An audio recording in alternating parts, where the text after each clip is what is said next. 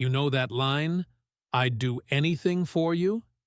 Most of the time it means, "I'll order food and try not to fall asleep." But some people took it way too literally. They walked across continents, dug secret tunnels to the neighbor's house, built lighthouses in the middle of fields, and moved entire villages, just to stand a little closer to one person. In this video, we're diving into 35 real love stories that look less like a rom-com and more like unhinged side quests. Prison breaks, oceans crossed in rubber boats, lives sold for tiny islands, years spent screaming sorry into the sky. After this, sending a risky text will feel like the easiest thing you've ever done. Number 1. Picture telling your friends, "So yeah, I'm walking to Africa to fix my relationship." That's basically what a Swedish man, Hans Wilhelm Kullen, decided in 1977. His girlfriend was in Kenya, their relationship was falling apart, and instead of drunk texting or dramatic speeches, he packed a backpack and started walking from Sweden towards East Africa. No TikTok, no sponsors, no GPS, just a road of about 7,000 kilometers in front of him. Rain, heat, border checks, paperwork, sleeping wherever he could for 4 long years, all to say one simple thing: "I'm not giving up on us." You can almost hear the crunch of his boots on gravel at 5 a.m. when most people are still asleep. The wild part? Here the main point isn't even how it ended. The point is that sometimes "I love you" is measured in blisters, not poems. Number 2. Tell me the truth. You ever panic after sending 2 long messages in a row? Napoleon Bonaparte would laugh at that. During his Italian campaign, he was leading armies, drawing battle plans, rewriting Europe, and at the same time absolutely spamming his wife Josephine with letters. Reports say he could send up to 22 in a single day, sometimes almost 1 every hour. Imagine his desk, maps of battles, orders for generals, and right next to them a messy pile of drafts starting with "My sweet Josephine." Jealous lines, poetic lines, angry lines, then apologies on top. Soldiers heard cannons. Somewhere in a tent, their commander scratched yet another "I miss you" by candlelight. In school books, he's the cold strategist in a fancy hat. In these letters, he's just a man terrified of being ignored. Proof that even emperors fear being left on red. Number 3. Imagine switching on the radio and hearing your king calmly say he's quitting his job. No scandal, no coup, just "I choose love" instead.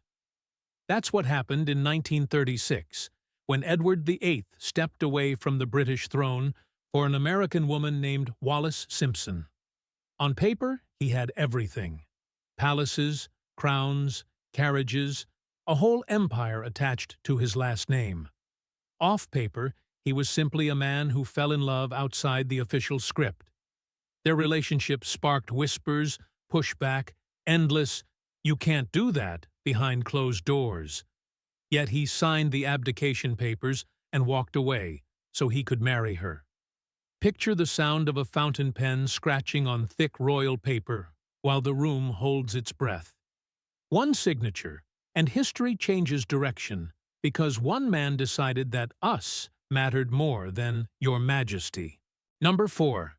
You're watching TV in your quiet 1960s suburb, and every night there's this faint thud, thud, thud under the floor.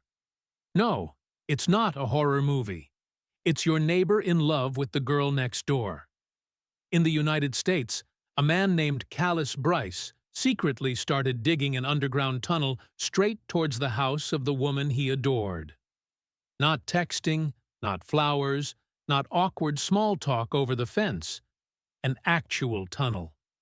Bucket by bucket, night after night. Dirt under his nails, clothes that never quite come clean. While the street slept, he crawled through a narrow passage lit by a single weak bulb chasing the idea of a shortcut to her. It's weird, it's romantic, it's deeply impractical. But it's also the purest symbol of some crushes.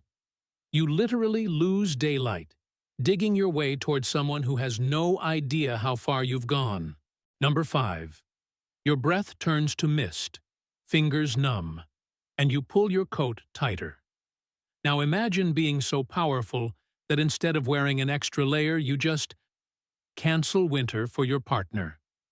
In 7th century China, Emperor Sui Yangdi had a wife who constantly felt cold.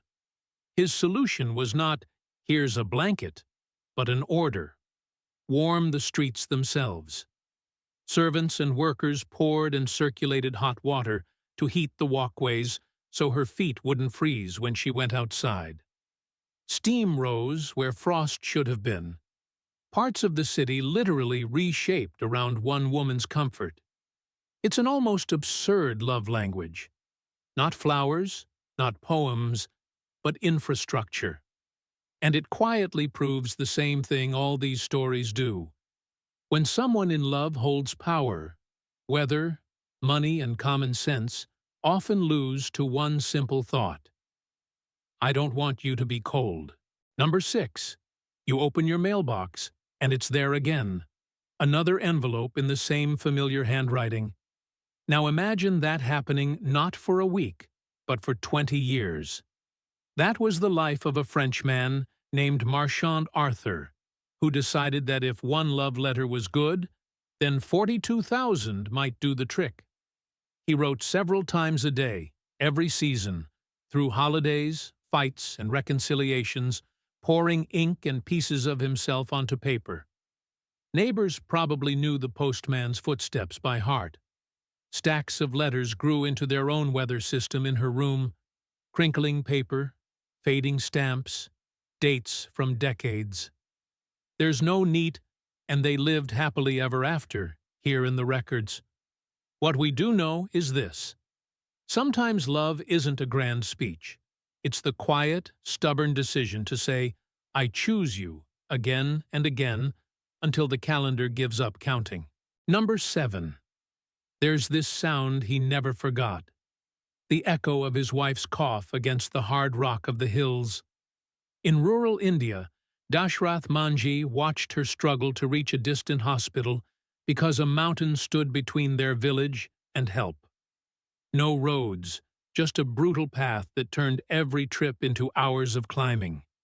Instead of accepting it, grief and worry handed him a hammer and a chisel. Alone, he started cutting through stone, carving an 8-kilometer road with his own hands. Day after day, dust in his lungs, blisters tearing open, neighbors thinking he'd lost his mind. Years later, where there had been only rock, there was a clear way through, and people could reach doctors in a fraction of the time. He couldn't control who got sick, but he could make sure that love didn't have to fight a mountain just to find a doctor. Number 8. Imagine waking up every day and your boyfriend has become someone else. Not emotionally, literally. In 2019, an American guy named Jesse Heiner decided a normal proposal was boring. So for a full year, 365 days, he put on a different superhero costume every single day and filmed a short clip for his girlfriend. One morning, he's a caped vigilante making coffee. The next, he's a masked space warrior taking out the trash. Neighbors must have stopped asking questions after month 2. Closets exploded with capes, masks, fake armor, and props ordered on tight budgets and late-night clicks. Each tiny video ended with the same quiet message: It's you I'm doing this for. At the end of the year, all those clips stitched together into one long confession, leading to him dropping the costume and dropping to one knee. Sometimes the real superpower is consistency. Number 9. So, what did you do for love? Oh, escaped prison 5 times. It sounds like a joke, but in 1934 a Texan named Billy Hayes literally kept breaking out of a correctional facility just to see a girl. Not for freedom, not for revenge, for dates. He'd squeeze through weaknesses in the system, dodge guards, grab a few stolen hours with her, and then, inevitably, get caught and dragged back. Bars clanged shut, paperwork piled up. Guards got angrier with every return. Each escape meant new charges, more years added to his sentence, a record stamped over and over in thick black ink. On the outside, it was stolen kisses and whispered promises. On the inside, it was concrete, metal bunks, and grim lectures from wardens. In the end, love didn't open the gates. If anything, it slammed them harder. Romantic? Maybe. Smart? Definitely not. Number 10. You know those dramatic lines. I'd sleep on your doorstep if I had to. An Indonesian man named Suryono took that energy and climbed a tree instead. His girlfriend wanted a sign of serious commitment, something that proved he wasn't going to disappear when life got hard. So he moved his life upward. 3 whole years spent living on a tree. Picture a rough wooden platform instead of a bed, rain drumming on makeshift roofing at night, clothes hung on branches, food hauled up by rope. Down below, people walked to work, kids played, gossip drifted up like smoke. Up there, day after day, he balanced between stubbornness and devotion, between "this is insane" and "I'm doing this for her." There's no Hollywood soundtrack, just insects at night and creaking wood. Love doesn't always look like flowers. Sometimes it looks like refusing to climb down. Number 11. The zipper strains, wheels rattle on the concrete floor, and a guard raises an eyebrow at the weight of the suitcase. Inside, according to the reports, is not laundry or books, but a very real, very breathing boyfriend. In 2010, a Spanish woman named Evelyn Hernandez decided visiting hours weren't enough and tried to smuggle her partner out of prison in a travel bag. She helped him fold himself in, closed it up, and started calmly rolling toward the exit like this was just another Sunday trip. You can almost hear her heartbeat over the squeak of the wheels.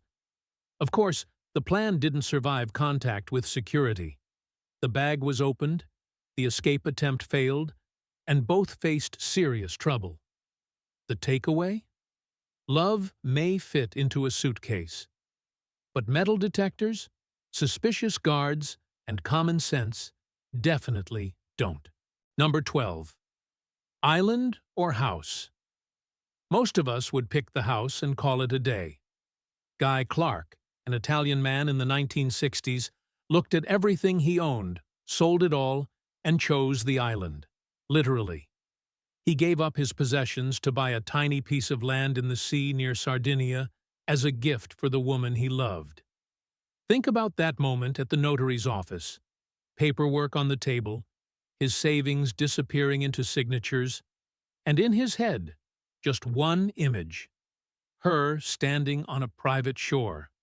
No luxury resort, no huge mansion, just a rocky, windy, sunburnt corner of the world that said, "This is ours." How did it all turn out for them? The records stay quiet, but the gesture itself shouts pretty loudly. Some people don't just promise, "I'd give you the world." They actually start by buying a small part of it. Number 13. You flip open a phone book, that thick yellow block of tiny numbers, and your jaw already hurts just looking at it. In 1978, an Australian man named Charlie Buttle made a bet with a girl he wanted to impress. He would eat half of that monster. Not figuratively. Page by page. So he started chewing through the directory, ink, paper, glue, and all, turning contact information into the weirdest snack in history. Friends watched, half horrified, half laughing, as he swallowed shredded pages with water, trying to keep his stomach from protesting too loudly. No fancy restaurant, no candlelight, just the smell of cheap paper and the sound of ripping sheets. Did it win her heart? That part stays off the record. But his digestive system definitely learned the hard way that love plus dares equals terrible menu choices. Number 14. You're standing on the beach, watching a tiny rubber boat bob in the waves, and someone says, "Yeah, he's taking that across the Atlantic for love." In 1952, Frenchman Alain Bombard set off alone into the ocean on a small inflatable boat to prove his courage to the woman he loved. No big ship, no crew, just a fragile craft, the hiss of the wind, salt in his eyes, and weeks of water on all sides. Every night, the sea slapped against the rubber like a reminder. This is insane. But to him, it was a moving love letter written in miles instead of words. Storms, hunger, fear, all included in the package. He did reach land, proving his point the hardest way possible. Moral of the story? Grand gestures are romantic, until you realize the ocean doesn't care about your relationship status. Number 15. Late at night, in a quiet American suburb, a soft crackle cuts through the silence. A man named John Pierce leans toward his amateur radio, presses the button, and starts reading poetry. Not to the world, really. To one woman. Night after night, from the 1950s into the 1970s, he tuned in on his ham radio and sent love across the airwaves to his wife. While neighbors saw only a shy guy with an antenna in the yard, whole constellations of words were flying above their roofs. Confessions, verses, little updates of the day. Somewhere at another receiver, she listened to that familiar voice threading through static. No likes, no comments, no algorithm. Just signal strength and patience. For 20 years, their relationship had its own secret frequency. Proof that sometimes the most powerful love story fits into 3 sounds. Click, crackle. Are you listening? Number 16. Soft footsteps on gravel, lanterns flickering, and a woman who just likes long walks. That's where this story starts. King Ramadaithi of Thailand didn't just say, "Let's go for a stroll."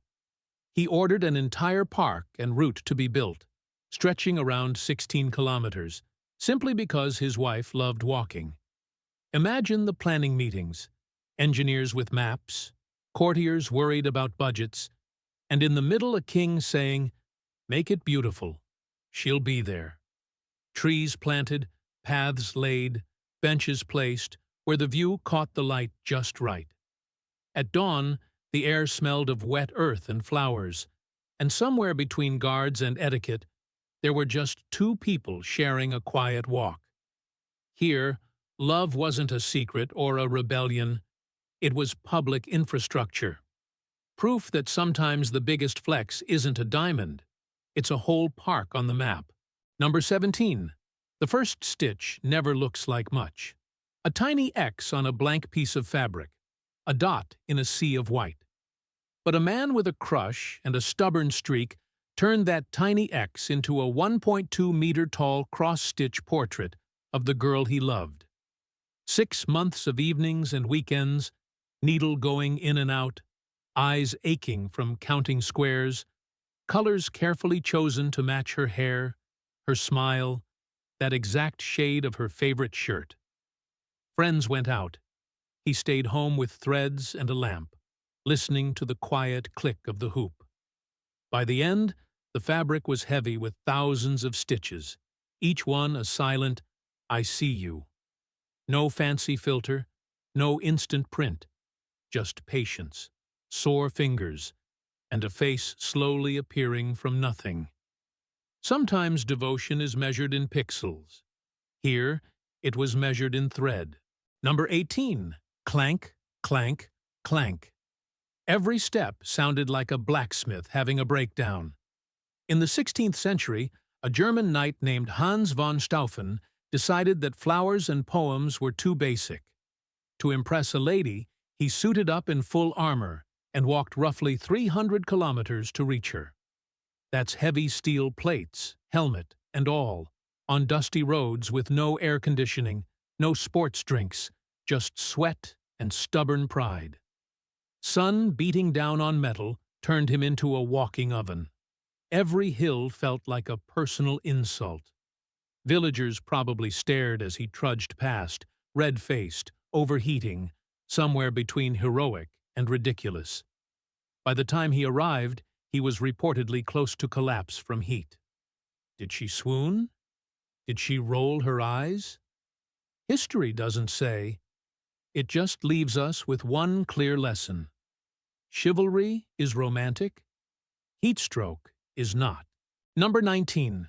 Stop sending messages. It won't change anything. Most people would give up. Martha Bird did the opposite. In the 1930s, this American woman used the fastest DMs of her day, telegrams, to confess her love. Not one, not 10, but around 700 of them, firing off a new one almost every single day. Each message cost money and came with a strict character limit, so every word had to count. Short pleas, stubborn declarations, tiny emotional grenades arriving at his local office with that familiar click-clack of the machine. Clerks must have known both names by heart. Whether he answered or not, that stream of words kept flowing, line after line punched into narrow strips of paper. It's dramatic, a little unhinged, and absolutely sincere. Sometimes love doesn't take no as an answer. It takes it as a posting schedule. Number 20. It starts with a quiet beep that doesn't happen. A prison guard in the 1980s, hopelessly in love with a woman, decides that concrete walls and metal bars aren't going to stop him from sneaking out to see her. His solution? Turn off the alarm system. For a moment, it works. Doors that should scream stay silent. Corridors feel strangely calm, and he slips away chasing a few stolen hours. But security isn't a rom-com prop. With the alarms disabled, 6 inmates use the gap to escape, and suddenly his secret date night has turned into a full-blown prison break. Sirens, manhunts, headlines, all because one man thought love was a good enough reason to override a system. The fallout was brutal. Investigations, charges, shattered career. Sometimes the line between romantic risk and life-ruining decision is exactly one switch. Number 21. Confession time. Have you ever drawn a little doodle of your crush in the corner of a notebook?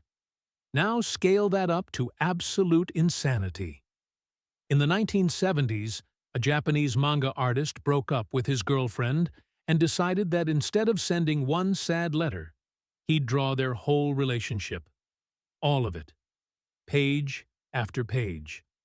In the end, he created an 850-page comic just about the two of them. Every fight, every joke, every small moment turned into panels, speech bubbles, and dramatic close-ups.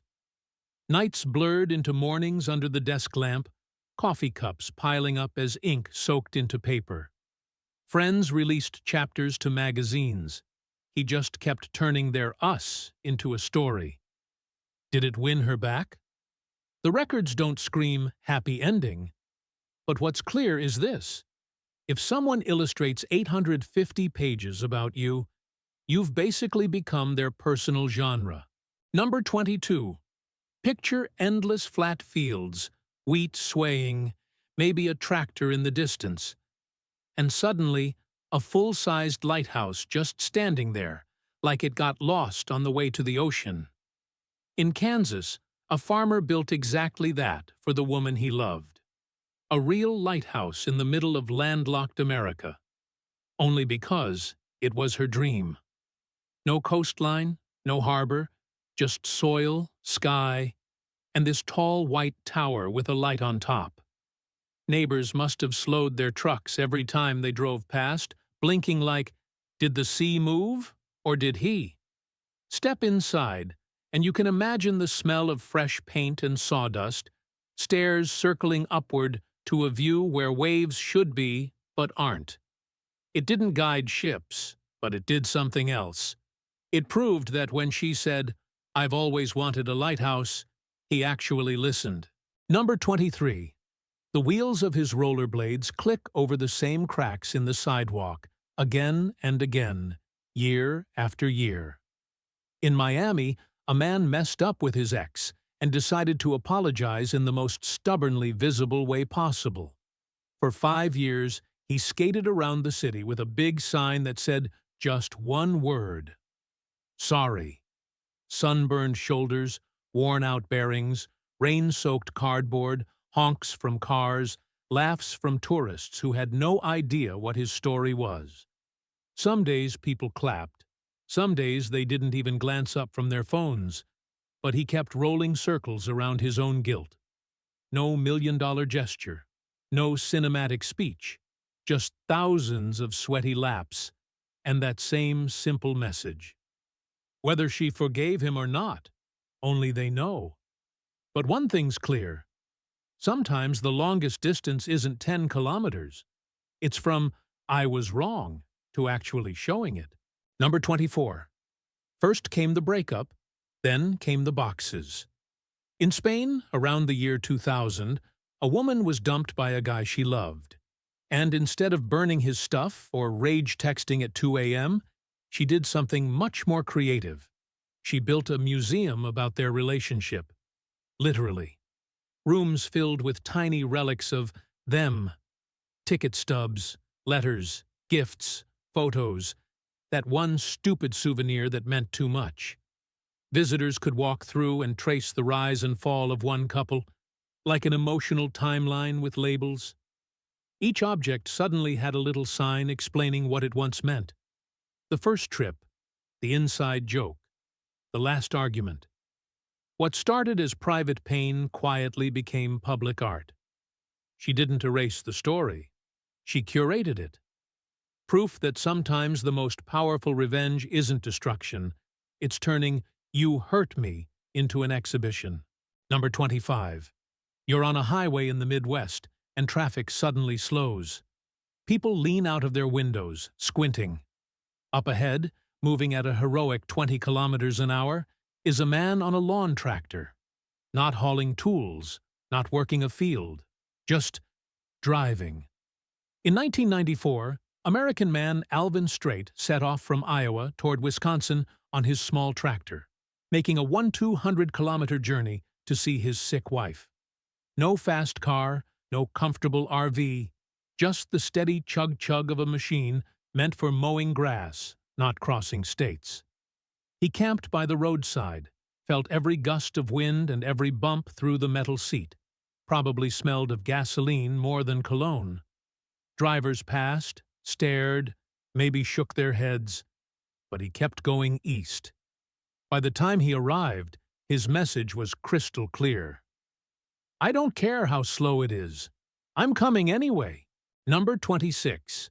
Ever waited for a message that never comes and still kept checking your phone? Now scale that up to airports and whole continents. In the 1970s, a French man made about 300 flights to Africa, trying to win back his wife, who had stopped replying to his letters. Check-in counters became his second home. Boarding passes his bookmarks. Different planes, same hope. Maybe this time she'll talk to me. Flight numbers blurred together, but her silence stayed sharp. Each ticket cost money, days off work, emotional hangovers in arrival halls. Staff probably started recognizing his face, the way he scanned the crowd, and deflated when he didn't see her. In the end, reports say those trips were in vain. No grand reunion, no movie ending. But he kept going anyway. Proof that love can be the worst travel agent and still keep you booking the next flight. Number 27. Foil crinkles, the sun bounces off something absurdly shiny, and drivers on the highway squint like, what on earth is that? In Japan in 2014, a man decided his car wasn't just transportation. It was going to be a proposal on wheels. He wrapped the entire vehicle in reflective foil, added huge ribbons, turned it into one giant moving gift bow, and then drove roughly 60 kilometers to his girlfriend. Imagine the sound of that thing at a stoplight. Wrappers fluttering, tape straining, pedestrians laughing and pointing. Inside, he's sweating behind the wheel, half from nerves, half from sitting in what is basically a mobile present. No subtlety, no plan B, just a glittering "look at me" rolling down the road. Whether she said yes or not, that car screams one thing. When he promised her a big surprise, he meant it literally. Number 28. "Bet you can't do it," someone probably joked. And that's how a very bad idea was born. In Italy in the 1970s, Franco Savino decided to impress a woman not with flowers, but with raw strength. He carried 50 kilos of bricks by hand up to the 10th floor. Over and over. No elevator magic, just stairs that turned into his personal enemy. Every step thudded through the building, dust stuck to sweat. His arms shook like jelly halfway up.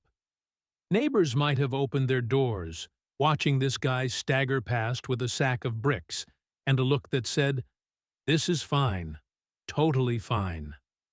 By the time he finished, his muscles had a story to tell.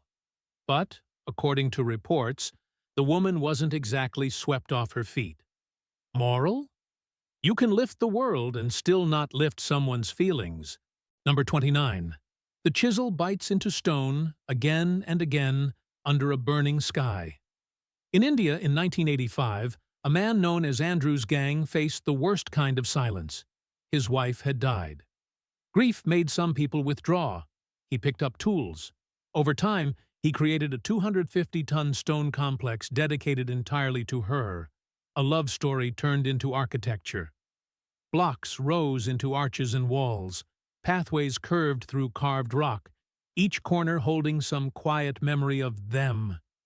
Visitors heard only the echo of their own footsteps, but for him, every surface spoke her name. No marble palace funded by an empire, just one man's hands, sweat, and stubborn refusal to let her vanish into a date on a certificate. You can almost feel the cool stone under your fingers and the weight behind it. Heartbreak, heavy enough to shape a landscape. Number 30. A guitar out of tune, a voice a little rough from late nights, and the same song drifting up to the same window, over and over. In this story, a man spent years standing beneath what he thought was his beloved's apartment, serenading her to prove his devotion. Rain, cold, summer heat. Didn't matter. He showed up, opened his mouth, let his feelings pour into the dark. Neighbors probably rolled their eyes, tossed comments, maybe even grew secretly fond of the nightly soundtrack. But here's the twist. She had moved out 2 years earlier. He didn't know.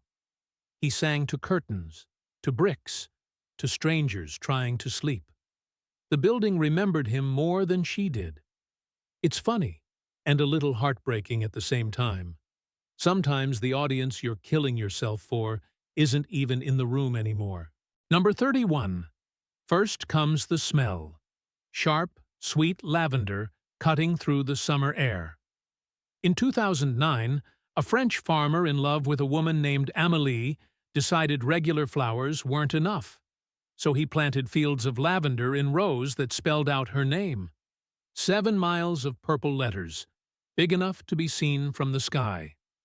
Imagine the work. Season after season. Soil under his nails.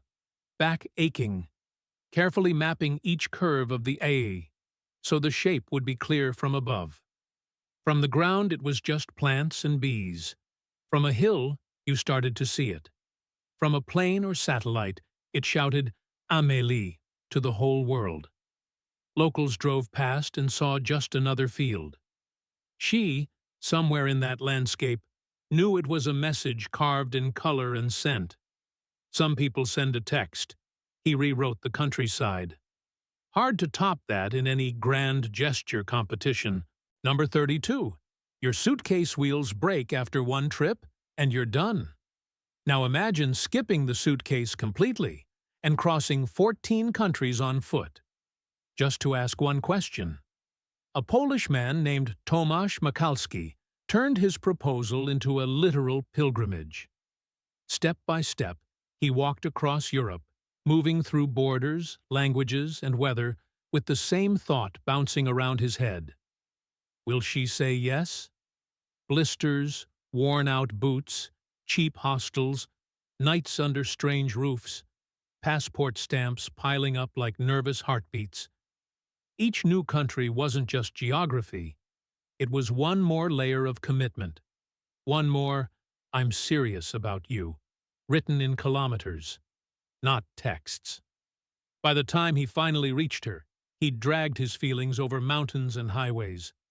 No fancy ring ad campaign, no viral flash mob, just a guy who proved, day after day, that he would literally cross half a continent for her answer. Number 33. A low rumble. Then the sky tears open with white lines. In 1991, an American pilot decided flowers were too small, so he took his "I love you" message to the biggest canvas he could find, the sky itself. Flying his plane high above, he traced letters with smoke so huge they stretched around 3 kilometers each. From the ground, people shaded their eyes, trying to read the giant sentence forming over their heads. Kids pointed, cars pulled over. Someone probably whispered, "Man, someone's in love." Up in the cockpit, it was just him, engine noise, careful turns, calculating every curve so the words didn't come out crooked. No editing, no second draft. Once that trail left the wings, it was there for everyone to see until the wind erased it. For a few minutes, his feelings were literally written above the weather. Talk about public vulnerability. Number 34. You know the Taj Mahal story. A monument to a lost wife. Now shrink that legend down, move it to Brazil, and hand the tools to a farmer. Marcelino de Souza lost the woman he loved. And instead of only lighting candles or visiting a grave, he built his own version of the Taj Mahal for her. Not as huge, not backed by an empire, but a clear, careful echo of that iconic shape. Domes, arches, details crafted with whatever resources he had. Cement dust on his clothes, sun on his neck. He turned his grief into measurements and blueprints. Neighbors saw walls rising where there used to be just soil and crops, slowly understanding this wasn't a storage shed. It was a promise made solid. It didn't house royalty, just memories. But for him, that mini mausoleum said the same thing the original did. My love didn't die with you. Number 35. Doors slamming, goats complaining, kids yelling. That's what moving day sounds like when it's one house. Now multiply that by a whole village. In China in the 1990s, a man named Liu Damo wanted to live closer to the woman he loved. Problem: his entire community was rooted where it was. Solution: move the community. According to reports, he helped organize the relocation of around 70 people so they could all settle nearer to her. Not a simple, "I'll rent a studio nearby," but a full-scale migration. Houses dismantled or rebuilt, fields rearranged, routines rewritten. Pots clanged in trucks, elders grumbled, children treated it like an adventure. Somewhere in the middle of this controlled chaos was one quiet goal: shorten the distance between his front door and hers. Most of us move for jobs or cheaper rent. He moved for a heartbeat he wanted to hear more often.